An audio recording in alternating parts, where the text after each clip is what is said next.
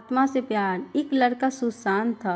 वो Hindustan Unilever company में operator का काम किया करता था। उसका घर उसके कंपनी से 10 किलोमीटर दूर था। उसके पास एक बाइक थी जिससे कि वो कंपनी में जाया करता था और कंपनी से घर आया करता था। एक दिन वो ऑफिस से घर जा रहा था। रास्ते में उसे वो कॉलेज दिखा जिसमें कि वो अपना ग्रेजुएशन पूरा किया था। उस कॉलेज के बाहर एक लड़की दिखाई दी जो कि उसे देखकर मुस्कुरा रही थी। उसने उसे टालते हुए घर की ओर निकल पड़ा। फिर दूसरे दिन भी वही लड़की उसी जगह पर दिखाई दी। वो भी मुस्कुरा रही थी और सुशांत ने भी उसे देखकर मुस्कुराते हुए निकल पड़ा।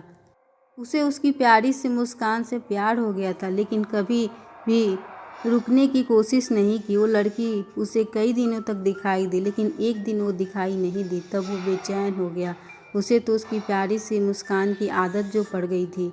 वो तो उसके बारे में कुछ नहीं जानता था और ना ही उसने कभी उस लड़की से बात की थी, इसलिए उसका पता भी नहीं लगा सकता था। वह कई बार कंपनी से काम ख़त्म करके पहले ही आकर उसका इंतज़ार किया करता था, लेकिन वो उसे दिखाई नहीं दी। एक दिन उसके मोबाइल पर किसी अनजाने नंबर का फ़ोन आया तो उसने उठाया तो एक लड़की की आवाज़ आई। उस लड़की ने उसका नाम पूछा और वो उससे बात करने लगी। वो उससे बताई कि मैं वही लड़की हूँ जिसे वो रोज़ बाइक से गुजरते हुए देखा करता था। वह अचंभित रह गया कि इसके पास उसका नंबर कैसे आया और वो उससे क्यों बात कर रही है, लेकिन उसकी मीठी बातों में वो खो गया कि ये सब बातें वो बोलना भूल गया। एक दिन उसने उसे कॉलेज के बाहर मिलने के लिए बुलाया। वह और उसका दोस्त दोनों बाइक लेकर उससे मिलने गए, क्योंकि कभी उस लड़की से वो अकेले नहीं मिला था तो वह घबरा रहा था। सुशांत जैसे ही अपने दोस्त के साथ कॉलेज पहुंचा तो वो लड़की उसे कहीं भी दिखाई नहीं दी। उसने उससे काफ़ी फ़ोन लगाया पर उसका फ़ोन स्विच ऑफ आ रहा था। वो घर लौट आया तभी उसका कॉल आया तो वह गुस्से से बोला कि हम वहाँ पर तुम्हारा इंतज़ार कर रहे थे तो तुम क्यों नहीं आई। तो उसने कहा कि तुम अपने दोस्त को क्यों लेकर आए थे, मुझे तो अकेले तुमसे मिलना था।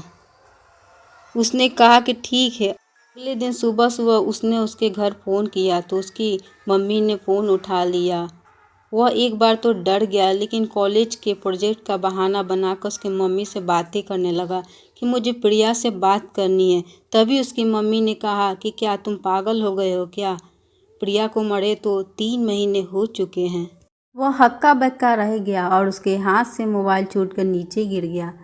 वह बुरी तरह से कांपने लगा। वह सोचा कि जिस लड़की को मैं देख रहा था और जिससे बात कर रहा था वो एक आत्मा थी। उसे फिर भी विश्वास नहीं हुआ। वह अगले दिन फिर प्रिया की मम्मी को फ़ोन लगाकर सारी बात बताई जो कि इतने दिनों तक उसके साथ में हो रही थी।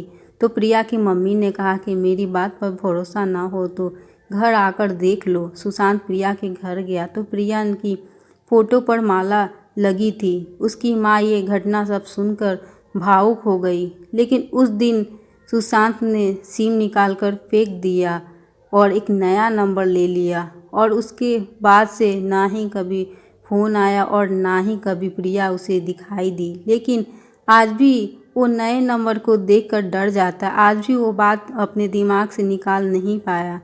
उसे विश्वास ही नहीं हो पाता कि एक लड़की नहीं, वह एक आत्मा थी। अपना कीमती समय देने के लिए बहुत बहुत धन्यवाद। हमारे चैनल को सब्सक्राइब कर ले कि आप हमारे वीडियो को देख सकें। ये कहानी कैसी लगी प्लीज़ कमेंट करके ज़रूर बताएं।